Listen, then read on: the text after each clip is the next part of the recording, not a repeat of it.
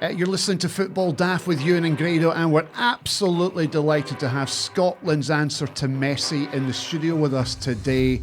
It's the one and only Billy Gilmour, Chelsea and Scotland star, former Rangers star as well. Hello, Billy. Hello. How are you? I'm good, thanks, yeah. Very good. Superb. He's Billy Gilmour. He's your pal. There you go, I know, Ken, innit? You brought him in. I did, I know. It's amazing, innit? Look at the pal I've got, you. You're bringing in Jane Park, know what I mean? Scotland's answer to Messi sitting right there. Andy's all man. Billy Senior. Billy Senior's here. Billy Gilmour Senior is also in the studio with us today. Hello, Billy. Hi, how are you? I'm not bad. How are you? Good. See, before we go any further, right? How do you know Grado, Billy Senior? My mate's wee brother. Aye. What do you mean? This is pals with my big brother. So how long you been pals? I've knew him for years, but we really made good pals in Magaluf about 4 weeks ago on a stag. Right, so you're on a stag together. So you're aware of Grado. I know him and I say hello to him and all that. In Stevenson, because Yep. you're both from Stevenson. But Billy's a boat mender. So what's the difference between a top ender and a bottom ender? So you're a top ender, Grado. top ender, aye. So the Gilmours are a bottom ender. I'm not a bottom ender. You're not a bottom ender. Were you brought up? No, have you always been? A Dawson, I'm a Right. Dawson. So you're not a bottom or a top ender. I'm just a Billy Dawson. St Junior, you are. A Dawson. Are you happy to be for Ardrossan? Yeah. Is it better than being for the bottom end of Stevenson? Definitely. The boatman's better than the top end. So Billy Junior, you comfortable? Good. Are you happy to be here? Yeah? Anything can go here. Anything can happen. All good, all good. All good. You're happy, right? So Billy Senior, you're obviously here to look after your boy, make sure he doesn't say or do anything that That's correct, you don't want him yes. to do, because he's got a big career ahead of him, and the last thing you want is for something to come back and haunt him. Aye. Correct. You don't want you and Cameron to ruin your career. How horrific would that started. Aye. Do you know what the problem is here? It's not me. You're the problem, Grado. This is what Dad could is be right. worried about. Aye, you Dad could is be. more Nah. worried about you than he is about me. Nah, I'm on my best behaviour the night, mate. don't worry. So you're now living in Ardrossan, and we know something about you, Billy Junior. You recently celebrated your 18th birthday. Yeah. Happy birthday, Billy Happy Junior! birthday, Billy Junior! 18th birthday! 18th. Yeah, Aye. there's a lot you can do now that you've turned 18. You can now get a tattoo. Do you plan to get a tattoo? Dad sat next to you. Come on, Billy Junior. Do you fancy getting a tattoo? Because you're old enough now, you can make your own decisions. one. You don't need to get Dad's permission anymore. You can just go to a tattoo parlour and go, I want that tattoo on my ass. I know. Nah, not yet. I need to plan it first. But you do want one. Yeah, I do want You do want. Where'd you want it? Probably a sleeve. A sleeve. But I need to get bigger for that first. So you need to put on the beef first, so Aye. you can suit the sleeve. If only people could see how Dad was looking at you right now. I know. I can see him there, just staring. He's Dad, been going on about this sleeve for about 2 years. and you're not happy about it. Well, I says, don't kick about before Oh, you've I've- even played first team football. I've got half with a sleeve. tattoos and all these kind of things. So would you rather he wait for the tattoo? Wait till he's maybe 21, 22. 22. So, well, Billy Junior's face is saying, Dad's talking shite.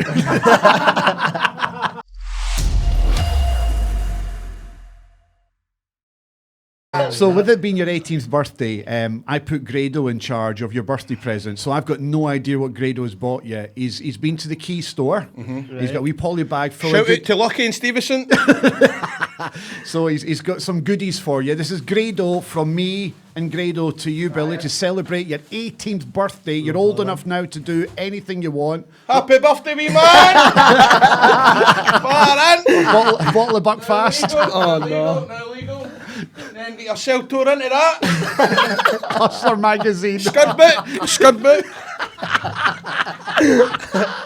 And just remember, always wear protection. Always wear protection. So there you are. You can take that up the roadway the night. You can throw that in. So we've got some condoms, we've got some Buckfast, and we've got a Hustler magazine. Cheers. Let's get free DVDs on it, not 3 DVDs. That's a tenner. That cost me a tenner. That was only about £2 or £3. Happy birthday. Happy Cheers. birthday, Billy. Put it Thank you. there. So- Only 18-year-old. Do you remember when you were 18? A day, aye. Great times. I see that Dad has got his eyes on the magazine and the DVDs. I was just saying about walking into his room.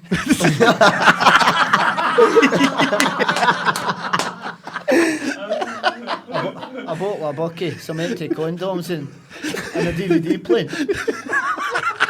Party. Party for one. Let's talk football. Finally, because come on. There's a lot of hype surrounding you when you were at Rangers, and then you make the move to Chelsea. Was that a difficult decision when you get that call that Chelsea want you? Yeah, obviously it's a difficult decision, but obviously knowing all the teams that was wanting me, and obviously they ended up going to Chelsea. It was my dream come true to go and play in the Premier League, so obviously one day I want to play in the Premier League. It's another step closer to making my dream. And that was 2 years ago. I cannot believe, it just seems like yesterday when there was all this talk about Billy Gilmour leaving Rangers to go down to Chelsea. Is that 2 years flown by for you? Yeah, it's went really quick, to be fair. It's gone really quick. My first season down there, done really well. We won 4 trophies, and I won the Scholar of the Year of my age group. And then this season I was with the 23s.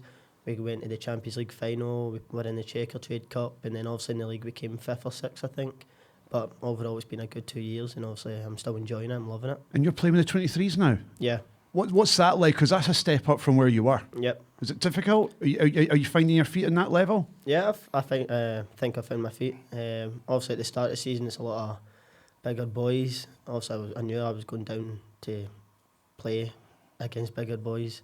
But obviously at 23s there's a couple of players that come down. Like when we played Leicester, I was playing against Andy King. Okazaki was there as well, and I was actually up against Andy King. And that way I tried to put myself about him. I gave him a wee nudge and all that. He probably didn't like it, but Brilliant. that's what I mean. I enjoyed it, and that's what I mean. Like, the games are really good to play in. Same as Derby as well. Oh, I Derby as well. And, Nikichi Anya.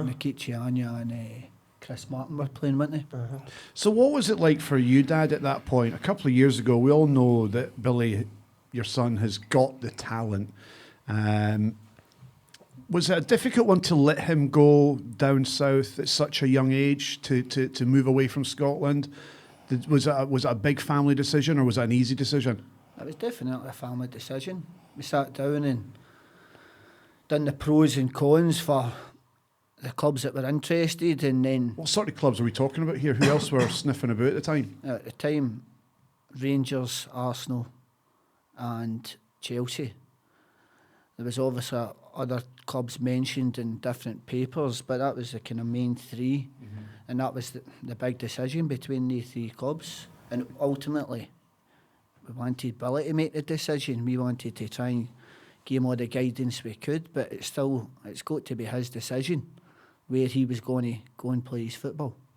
Because there is a lot of talk, especially with young, talented sports people out there, when you look at like your Serena Williams, Venus Williams, your Tiger Woods, your Michael Schumachers and all that, the parents can be pushy or want to live their life through their kids. But I get the feeling from speaking to you before the show and speaking to you now that you allowed Billy to make his own decisions and for Billy to be part of that decision making, but you weren't going to force him to do something that he didn't want to do. No, as a family, we done a paper exercise, whereas the 4As, including his wee brother, Harvey, so his mum, myself, obviously, Billy and Harvey, we'd say a team, and then we'd put positives, and then put negatives.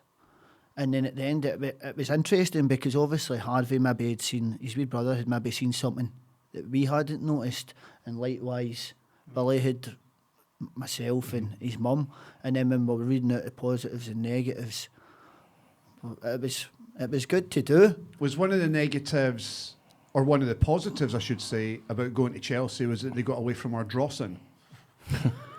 In a way, aye. In a way, at the end of the day, aye, definitely. And we're kind of just different talking culture, about, we're just talking about that in the way up in the car a wee bit. And I think there's too many players that you see that could have done something, maybe no took the jump or went the next step. And I was trying to say to Graham on the way up.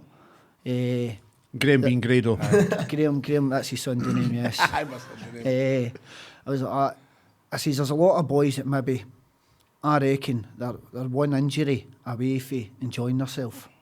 So Yeah. come the age of 18, 19, you get a bad injury and then your mates from back home start saying to you, you're not playing tomorrow. That's good. Come on out for a couple of beers. Come on out, and then you start getting out and you say, oh, that was good.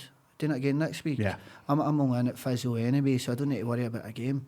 Whereas I think the good thing for me looking out and speaking to Billy, obviously, daily, is that he's in a culture where all the boys are living in digs in Cobham and going to training, and then with their classes going out is going to the movies or Nando's. baseball. Nando's. Or kind of thing, or going golfing. These kind of things where if he's still up In the Ardrossan, road, yeah. then all his mates feel up the road. They're going to the clubs. They're doing what I was doing at that age. You're going to the clubs and enjoying yourself, but there's a lot of drink involved in that. Whereas down there, It's not happening. it's not happening at all. No, they're going out and going to movies and all the different things. And London's magic for the amount of things you can do that don't involve Alcohol or turning your head. So, yeah. and the fact that at night times they're going back in and they're doing maybe extra sessions in the gym, and it's just, I think it's a great move for them. I'm delighted they've done it. Billy Jr., there's a lot, at the time, a lot of Rangers fans were disappointed to see you go because they saw you as being the next big thing to come through the Rangers academy through Murray Park. Was it an easy decision to leave Rangers, or or did it take you a good while to make that decision to walk away from such a big club and one of the biggest clubs in Scotland? No, it was definitely a hard decision. So obviously been there for 8 years, played all the way through the age groups, and then when it came to the time that I felt I wanted to leave and try and fulfil my dream, it was difficult. But Who was the manager at the time when you left Rangers? of the first team, Yeah. who was the Murray? manager? Was it Murray? It was Mutts and Warburton was there. Right. So it was, yeah. Did they try and stop you from going? Did they have a wee chat with you? Well, Pedro would have been around as well, eh? Aye. Did Pedro end up in a dressing? No, but Mark Warburton, and Davy David were. Weir. Right, aye. Did how close were you to making the first team? Was there ever a point where it looked as if it was on the cards that you were going to get a game? Was that close to happening, or? Well, under Mutts, I was away with my age group, Scotland. I think we were playing a couple of games at the Oriole, and I got pulled out the last game to go with the squad to meet them at Ibrox for the game. I think it was against Greenock Morton. It was Greenock Morton, and he told me I was in the squad, and I've been training well. He was telling me if I keep training well, I could potentially make my first team debut. So I came to the game. We had pre-match, still remember it. So next to Kenny Miller, and then the team went up. I wasn't there, and just kind of a bit sad, obviously. A bit Devastating, gutted. wasn't it? Because you G'd yourself up for the debut, and then it gets. A bit gutted. So then went down to the change room. He took me outside the tunnel, and there's a picture probably. There was a picture. Sky Sports pure videoed it, and he was telling me why he never picked me. He says I'm so close away, but yet still players in front. Also, I can understand he's wanting to win the game, but I think the game ended up going on to be like 6-1 or something. So I just made it even more worse. Do you know what I mean? You wanted to be involved in it. What was his reason for not playing you in that game? Because he could easily have played you in the game and they'd have still won the game no matter what. What was his reasoning from not giving you that opportunity when it would appear as though he was hinting towards that? Yeah, I think his reason was that obviously I'm training well, but obviously other players are training well. He just kind of says that it's still experience for you. You're still so young. So who was in that midfield you thought you were better than?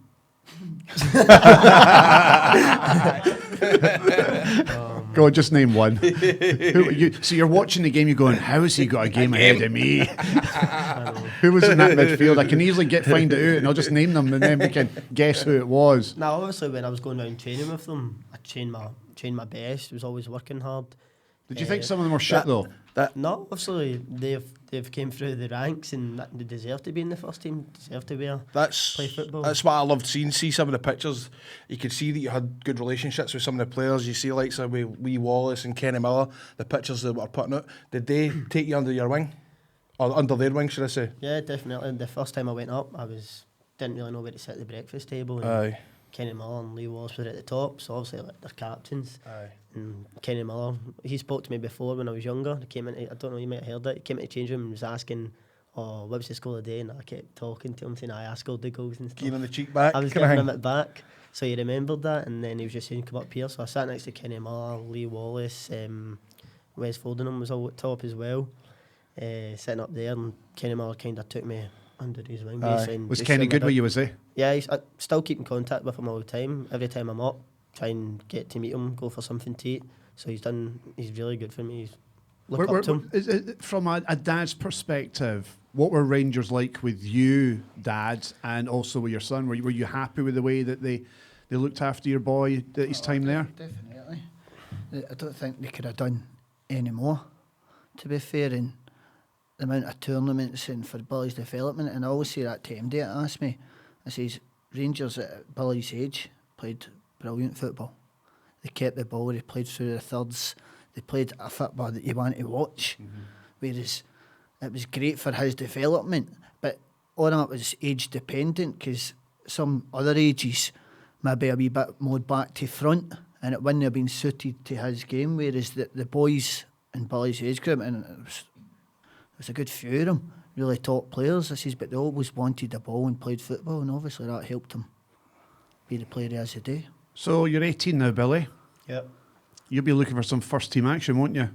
Hopefully. So the season that's coming up at Chelsea, there's a transfer ban in place. Is there a chance you could find your way into the first team squad at any point, or is this the year where you go out and loan to maybe a championship club, a derby type? I mean, you look at like Harry Wilson, that's done really well. Mason Mount, who's gone on to Derby, had a great season as well. What are you hoping to get out of season 2019-2020? So obviously I'm going back down. I'll be with the 23s. So I'm going to be working with them, and then obviously just kind of need to wait and see. I've not hired anything so far, so I just need to go back down, and all I'm aware is I'm playing with Chelsea 23s next season. But you've had such a great season, surely it's alerted somebody within the first team setup that you might be ready for the step up or to be training with the first team. Obviously I've been round a couple of times training with the first team. It's brilliant going round there training with them. Standard's really good. Is Hazard any good? Is he as good as he appears to be? He's alright. He's alright. No, Hazard's just looking at the players is amazing. Like, you've got Hazards there, Aspilicueta, Kovacic. Name the players, they're just different world class basically. They're different. Who do you model yourself on who's at Chelsea just now? I know Eden Hazard's about to move on to Real Madrid, but do you model yourself on any of the Chelsea senior boys just now? Or is there someone else within world football that you model yourself on? Well, at Chelsea it used to be Fabregas. Was it Fabregas, was it? It used to be Fabregas. I Why Fabregas? What was it about him? Just loved the way he played, how he passes the ball, he makes it look so easy. Did you have a relationship with him? Did he help you?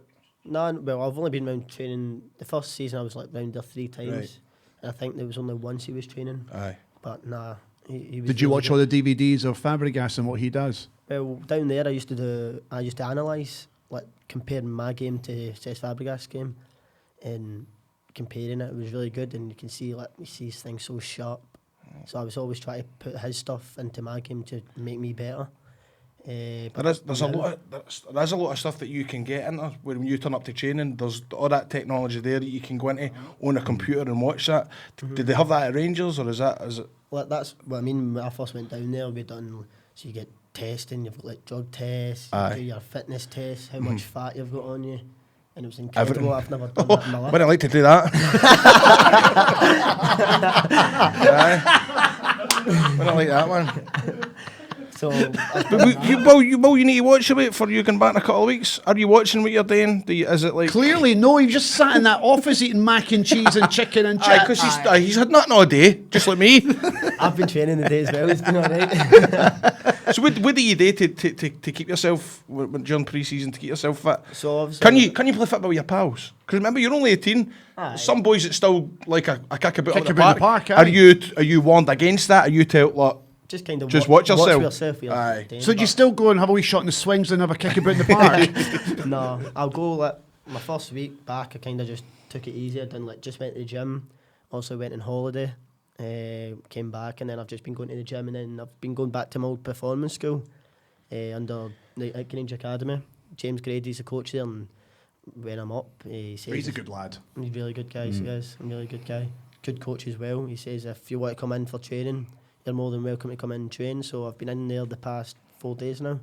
Been training, and I'm going to keep going in every day. And it's always good training with the young lads, seeing how they're getting on. And kind of when I come to train, like, I don't take it easy, definitely not. Like, I'm there to get fitness and play. I'll still play the way I play. and you see them they get boosted as well. So it's good. It's a good standard. So I enjoy it.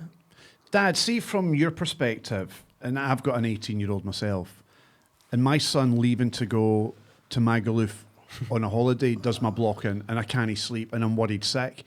I can't begin to imagine what it must be like for you, for your son at age 16, to head down to London, and he's not part of the family anymore. Was that a difficult thing to do, to let go, to let the boy go? No, I put him in the next flight. Did he? No, I'm only joking, honestly. Obviously, when you're a sporty family, like you've got 2 boys that play football, your weekends are spent together as well as through the week going to training and all that. So maybe you've got a game away in Aberdeen, so you're 4 and a bit hours up there. You watch them play the game, you maybe go for something to eat, and then you're 4 hours back down, and we've got 2 boys. You're doing it every weekend? Play football, so you could effectively be one night in Aberdeen and the next night in Dundee.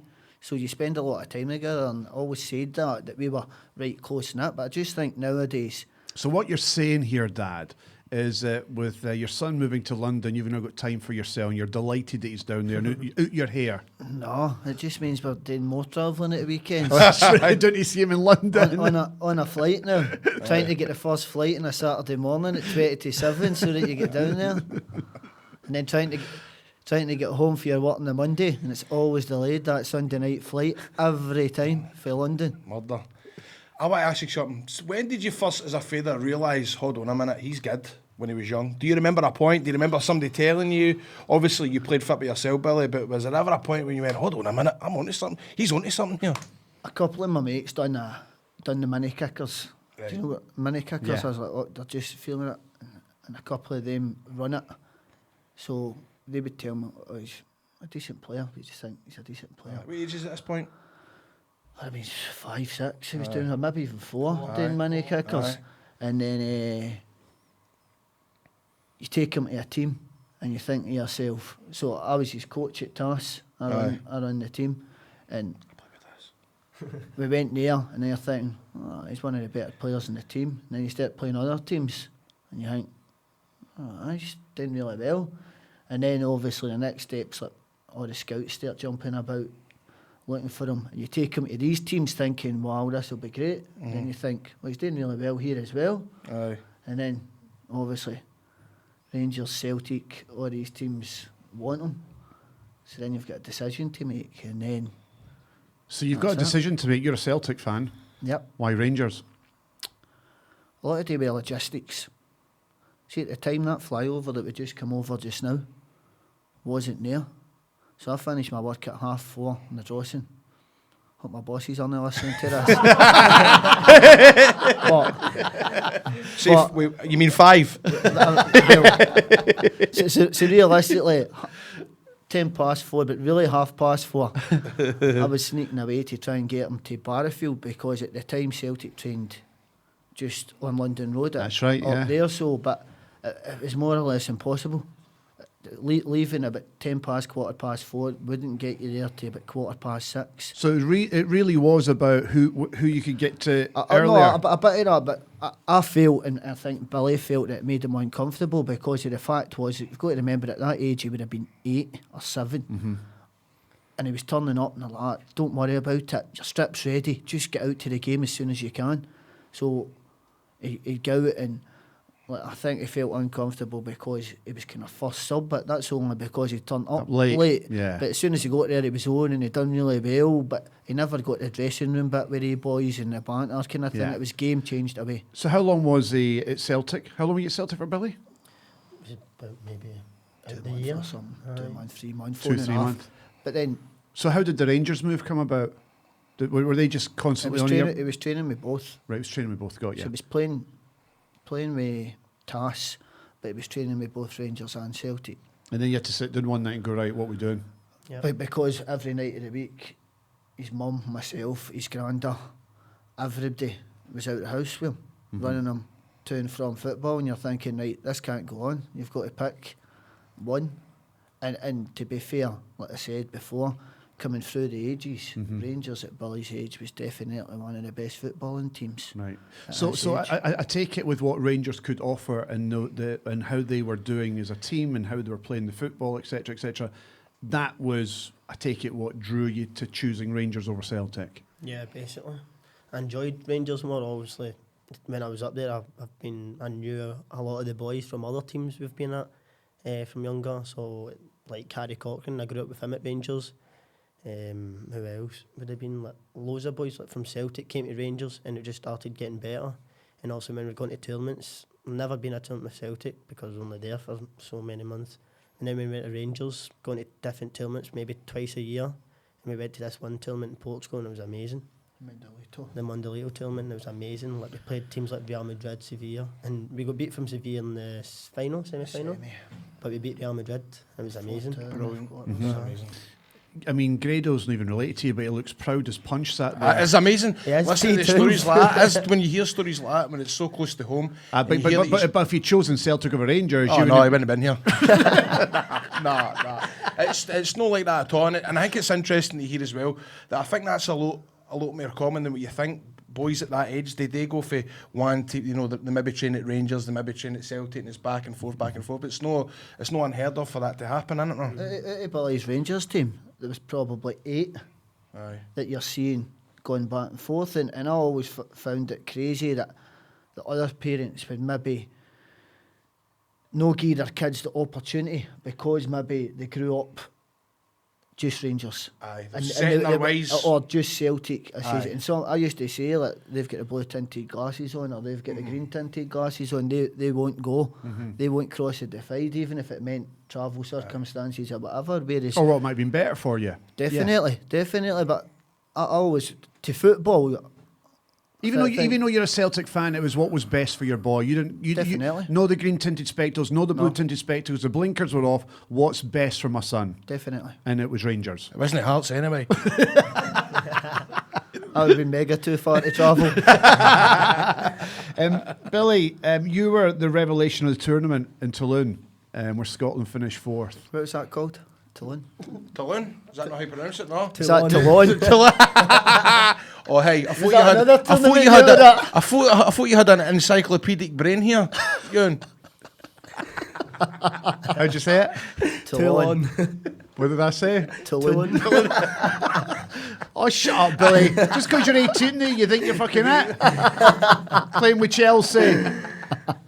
And you're the revelation of the tournament. Big whoop-de bloody do. You've not made it yet, boys. Sit down. So you were the revelation of the tournament. Scotland finished 4th. I'm not going to say what it was again, because I'll make a fucking arse of myself. There's a lot expected of you, but you don't appear to let the hype pressure you. Would that be fair to say? You're aware of what people think. You're aware of what people are saying about you. You're doing really well in tournaments. You're playing really well with the Chelsea 23s and that. How do you just get your head down and just play football and not let the outside chat around you affect you? Just enjoy my football. Just wake up every morning, going into training with the best players, and obviously I always speak to my mum and dad, and they always keep me grounded. I've never been one instance where I've said something where people are, oh, he's this, he's that. Who do you think you're kind of Aye, thing? like that. Like, I've always been grounded. My full family, my friends. Like, when I come back abroad, I hardly speak about football with my friends. It's all about, oh, we'll go out here, all right, Mum, we'll go down there, go to the pictures, blah blah blah. It's So nothing see about when you become like a £100 million footballer, right, and you get sold to Real Madrid or Barcelona, you're telling me you'd still sit here with me and Grado? that. Definitely. You can- Grado. Aye, you can give me your Louis Vuitton hand-me-downs or your wee soap bags and that. I want the hand-me-downs. No, but definitely. Like, that's what I mean. Like, I sit down with anyone. See, when the top sportsmen, they do have a very strong unit and a strong family, and they're very grounded, and they don't forget where they've come from. And I get that from you, Billy, but you've just turned 18.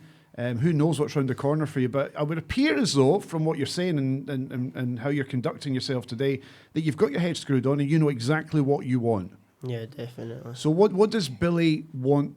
Where does Billy want to be 3, 4, 5 years from now? What's the dream, mate? Back at Ibrox. Obviously, Dad, who the Celtic fans go, maybe no. If there's another choice to be made, it'll be Celtic.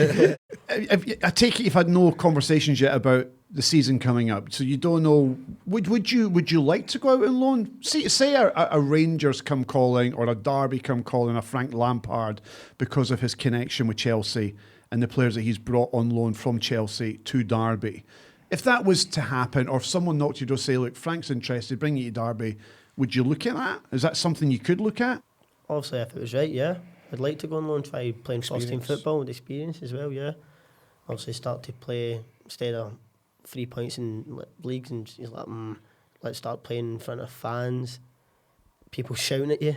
Obviously, a bit of that. Because you've got to get used to that, didn't you? Really, that is a big thing. Because I always think some young players, they eventually make their debut at Ibrox, they come on, they make one dodgy pass, the crowd's on their back, and I think that must affect quite a lot of young boys. They never ever prove themselves. It's all talking till they walk over that white line, and then you just don't know what's going to happen, do you know? Do you think Billy will be all right with that? Oh, definitely. And it's funny what you're saying about how, you know, the biggest stars are the ones that are the most grounded. Mm-hmm. That is true. See anywhere I've been in wrestling.